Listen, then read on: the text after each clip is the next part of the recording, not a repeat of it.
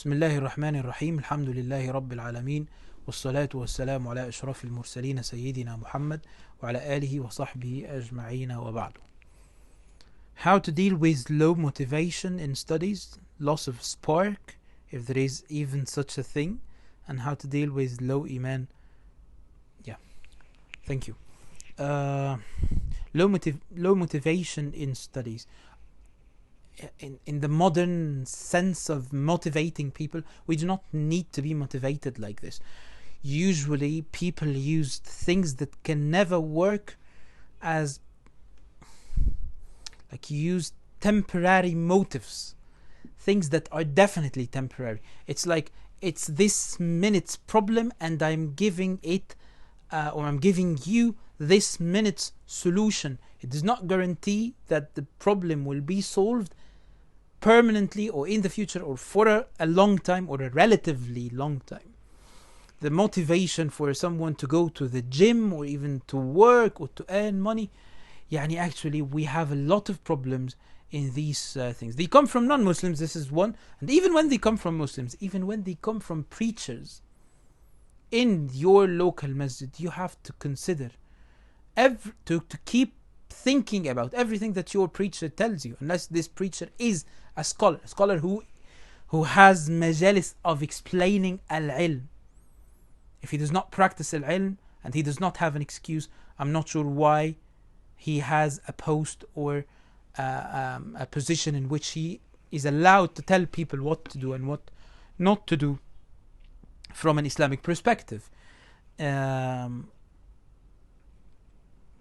This is the first problem. So when I'm not motivated to practice al-ilm, I think we have to think about this problem from a totally different perspective. It's not just low motivation. Maybe it's not a good understanding of the purpose of what I'm doing.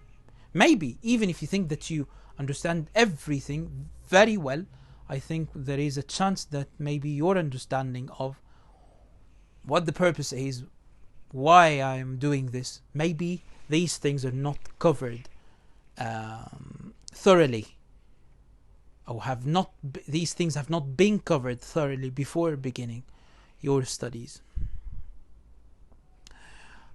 It's our profession. This is our job. You teach English in your country, you teach math, you teach anything, you engineer, doctor, anything, driver, whatever your job is. This is not your profession. This is something that is called profession by people around you. Your real profession, whether you earn money or not, is al-ilm. This is the mentality. You are a housewife.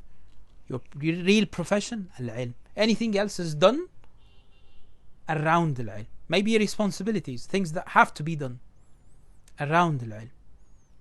Al-ilm is in the center.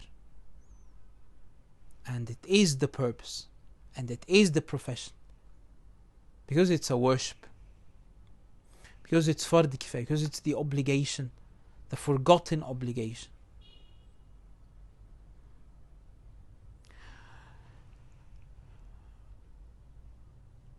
I think you see the impact of not having enough scholars in the world. You see the impact of something like this on Muslims everywhere. And if you do not believe me, just follow 200 people on social media and you'll be able to see what I'm talking about. And I think you already have social media accounts. You are on social media. Most of people are on social media. To be honest, I never find myself feeling I'm bored, I do not want to study today or something like this. It's the heaven on earth. That's why most of the scholars love studying al-ilm. They love studying al-ilm. Most of the scholars love it, and they do not claim that it's for the sake of Allah. They always claim that it is something that they like to do in the first place, and they fight their nafs and they resist their nafs in order to make it something for the sake of Allah. This is really important, and I think if we understand this, we will find ourselves motivated to study Al-ilm. Please remember that ignorance, and sometimes we are the ignorance, it depends, that ignorance do not know what we know, what we've tasted, the beauty of knowledge. Some scholars said in the past, it is something, especially al-hadith, it is something. If kings, princes, rulers, if they become aware of it, they will start fighting us with swords to obtain it, as if it is something that they can obtain when they fight us over it. But apparently they will start participating in this thing that we are doing. I have to take into consideration that the questioner is a woman.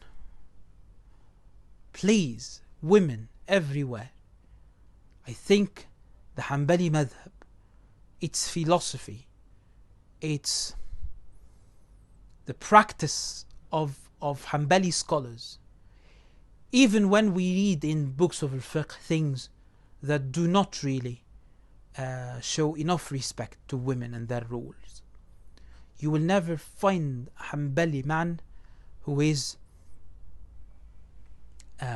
despising a female scholar. And the Hanbali madhab allowed a lot of females to become scholars, especially in al-hadith and al-Quran, but especially in al-hadith.